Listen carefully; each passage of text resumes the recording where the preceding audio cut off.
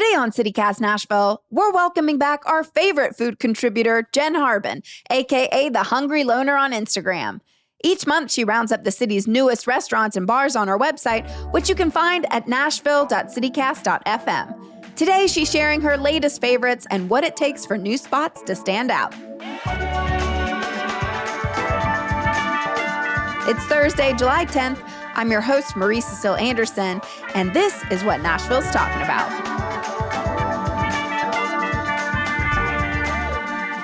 Jen, welcome back. So excited to talk to you.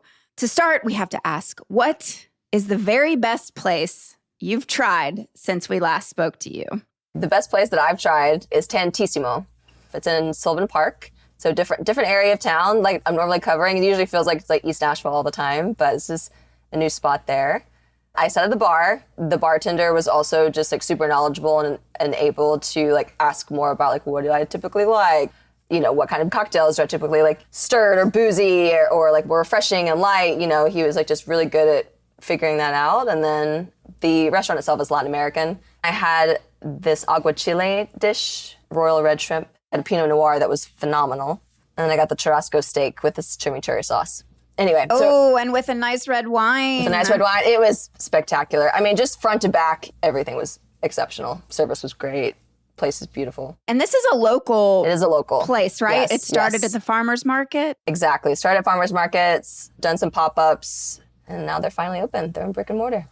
This is what I love to hear. With all the chain restaurants opening in our town, we're going to get into it, but it's just so wonderful to hear of locals being able to start at the farmer's market and then have an actual brick and mortar now. So I know. All right, what else? What other places really got you excited these last couple of months? So Close Company is a new bar that opened in Germantown. It's run by the company called Death & Company. Oh, wait. Yes. A New York City-based one. Okay. All right. I used to go there. Fabulous cocktails. Yes. Fabulous. From my understanding, it has the same, you know, like pedigree, you could say, of having great cocktails, which I can confirm, but it's a bit like rowdier and looser, kind of like Nashville style. It's in the Neuhoff district, which is, if you've been to that side of town in Germantown, they've preserved a lot of just like the historical aspects of the building. So it's actually, the bar itself is, I don't even know how to describe it really. You basically like go down, like you're going underground, and then it's like a bunker. Like a bunker kind of, yeah, exactly. Same pictures. So I'm like, interesting choice for this day and age. Yeah. It does kind of feel like that, but it's also a late night spot, which, you know, other than Mother's Ruin, Germantown hasn't really had a ton of like late night spots. Well, they're sauced now. So it stays open till 2 a.m.? Till 2, yeah. It stays open late. Yes. Love to hear it. Not that I do that often. Yes. Same, but it's nice to have the option Absolutely. If you do, so.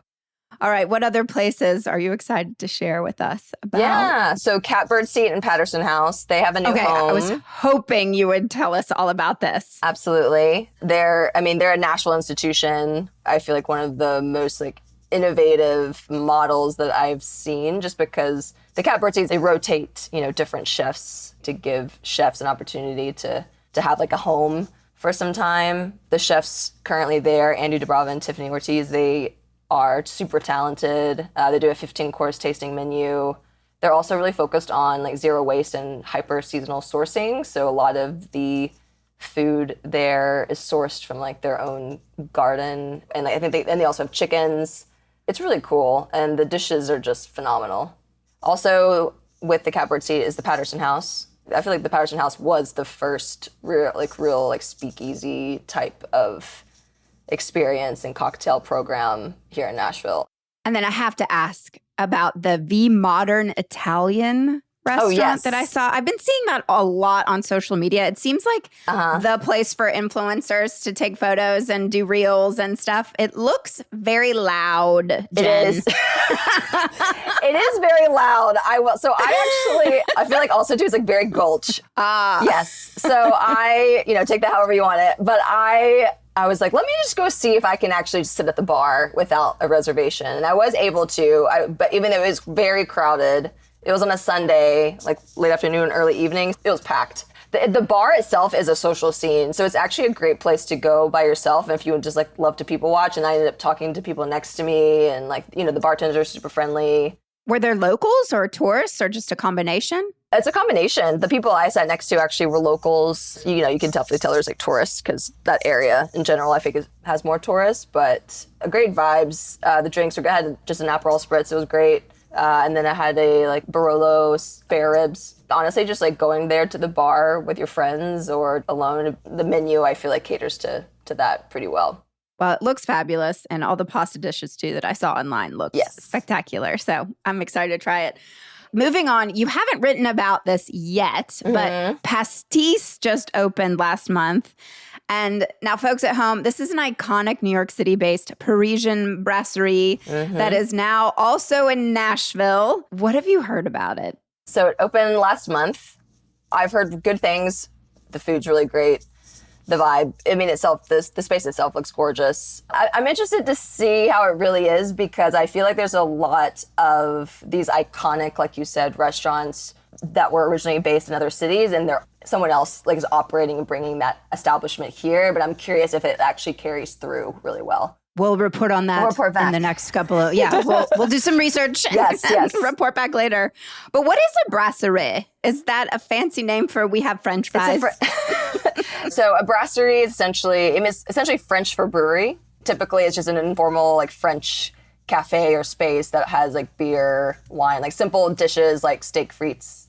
These New York places, these fabulous establishments are coming to Nashville. And I just saw that Prince Street Pizza is opening here in Nashville. And now Prince Street Pizza. Have you had Prince Street? I haven't had Prince Street. I actually just went to New York and tried a different pizza spot. Which one did you try? I went to Scars. Oh, yeah. Yeah. Classic. Very classic. It was really good. Well, Prince Street is like a thicker, like Sicilian, but they're known for their pepperoni that like curls up on the side and then has like the oil kind of gathered. I mean, it is unbelievable pizza, and the fact that it's coming to Nashville is so exciting. But again, like, how will it differ? Will it differ? I hope not, but who knows? Are all these New York City openings pushing Nashville small restaurants out of business? Is there a danger of that? Yes and no, because I actually talk to a lot of local restaurateurs and people who are still doing pop-ups who are being approached to open their own brick and mortar space. And a lot of them, I think, don't want to make that level of investment either like right now or for themselves for whatever personal, professional reasons they're choosing. So no, I don't think that they are necessarily like displacing those people who choose not to invest in something larger at this time or to take investment money, for example. But I do think that, yes, a lot of these other locations like New York, we're seeing like stuff from like Arizona, just like other cities are bringing different concepts here and of course taking up the real estate. And they also have typically backing like capital in order to do that. So it reminds me to our affordable housing crisis that we're experiencing in Nashville when the big developers come in and take up all the homes and then people are left with very little.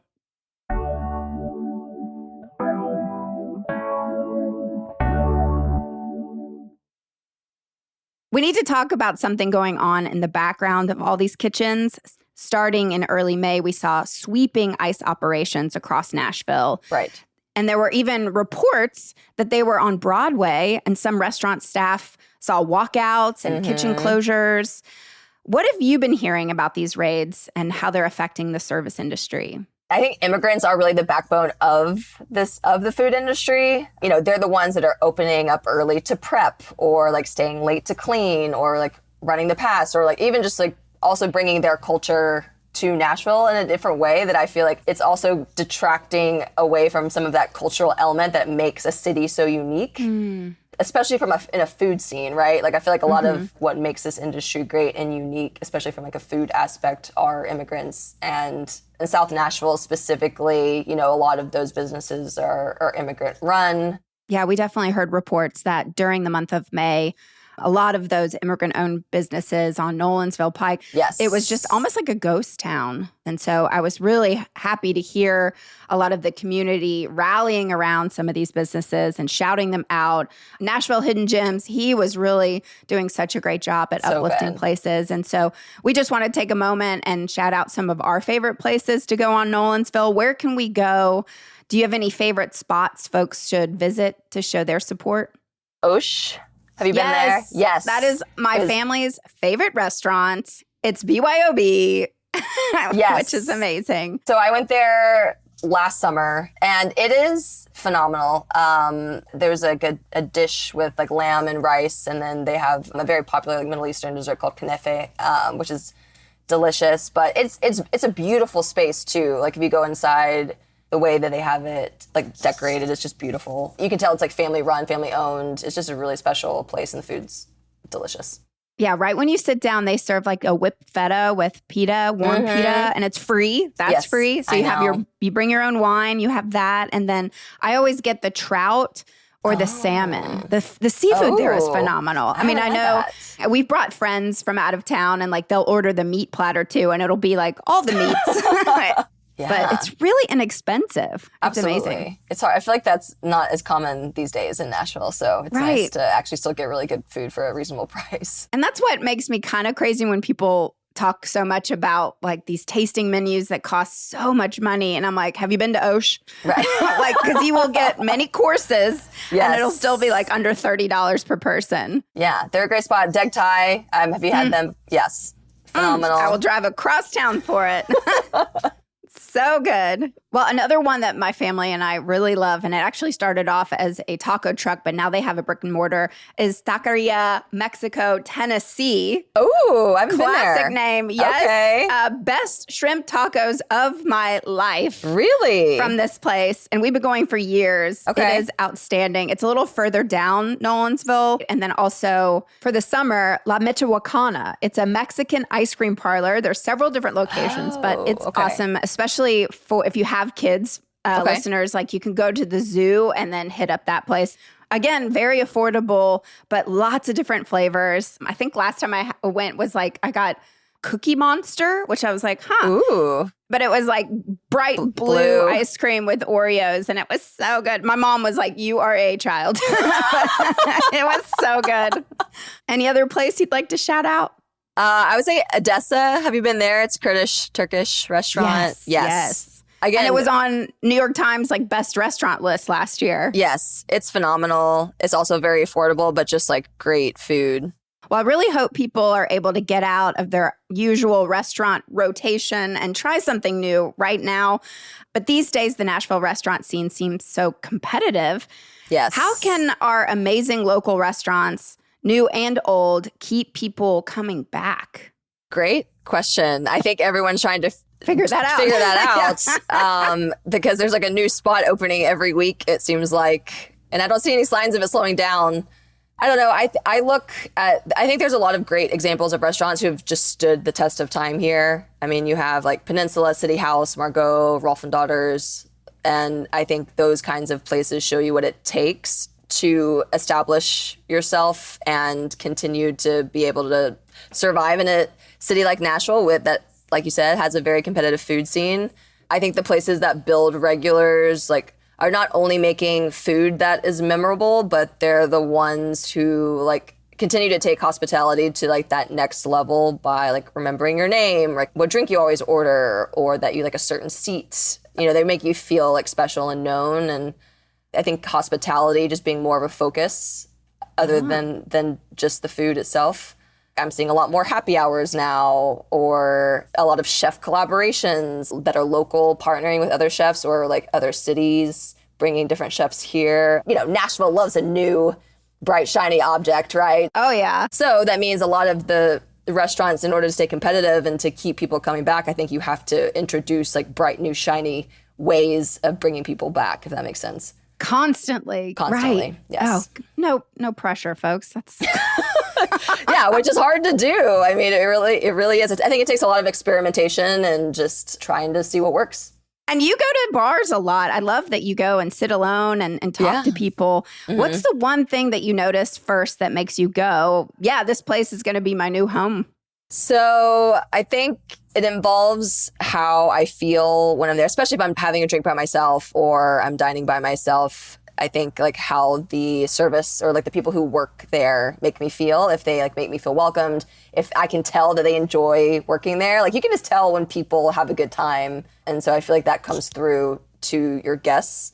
I feel like a lot of places, there's like a lot of, vibes are especially important, but also beneath that, vibes can be very surface level, is like the attention to detail and care I think that they take to like the design of a place. Like I can tell if a new bar or restaurant has really made an effort to make the space feel unique or designed it in a way that feels like it's going to last. It's not just like thrown together really quickly. You know what I mean? Like you can tell the difference. Yes. I mean, I don't know. It's hard to describe a feeling, but when you go into like the Patterson House or the Catbird Seat, I'll start with the Catbird Seat. So their space is new. So they've actually like moved into a space where they actually have floor to ceiling windows now. So there's a lot of natural light. The bar, you're sitting at like a chef's counter. So I like being able to like sit where you can actually watch them making the food. Like you feel like you just have like a front row seat into how these chefs, these amazingly talented, creative chefs like put together a dish, and you actually get to just like see all of the people who are part of that experience. Whenever you like actually have a front row seat to like that food being prepared for you, it reminds you that this food was living somewhere in like some garden, how food is an extension of our full entire ecosystem. It's not just, it doesn't just like land on your plate. It is a journey, and it is a way to experience food differently than you find in other places. Because it's an art form. It is an art form. It just really truly feels like you're part of just a bigger project almost. Absolutely. Well, I have to thank you because the last time you were here, you told us about the new Urban Cowboy downtown. Yeah. Which like I never go downtown on a Saturday night, but I did venture down because I heard that tourists haven't yet discovered it. And there really was not that many people there at 6:00 on a Saturday. Yeah. And it was such an enjoyable, comforting, homey, cozy experience. I sat at the bar. I talked to the bartender. I asked him maybe insultingly, I didn't mean to, but I asked him like, do you know how to make a white Negroni? And he was like, of course I do. But then he brought over the bottles and like we went through like what actually went into a white Negroni versus a regular Negroni. Yeah. And it was just such a wonderful experience and I can't wait to go back. Yes, it's downtown, but it's in such a beautiful space. And then I did the art crawl afterwards. I think my only complaint was that they don't have the hooks under the bar for your purse. And I don't understand why people haven't learned that yet. So anyway, great suggestion. Yeah. And always, it's just so fun to talk to you about these new openings. And, we'll have you back very soon because there's always more opening here in Nashville. Definitely. Always happy to be here. Thank you. Oh, thank you, Jen.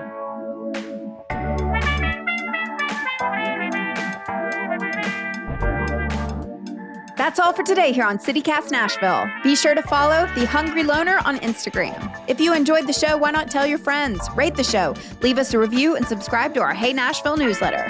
We'll be back tomorrow morning with more news from around the city. Toodles!